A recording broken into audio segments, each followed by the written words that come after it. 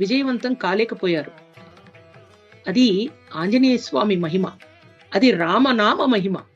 ఎక్కడైతే రామనామం జపించబడుతుందో, ఎక్కడైతే రామనామం స్మరించబడుతుందో అక్కడ ఆ ప్రదేశమంతా కూడా ఎంతో విశేషంగా మన హనుమంతుల వారు తన వైభవోపేతమైనటువంటి శక్తితో, బలంతో, తన యొక్క విశేషమైనటువంటి భక్తి తత్వంతో మనందరినీ కూడా అలరారుస్తారు, ఆశీర్వదిస్తారు.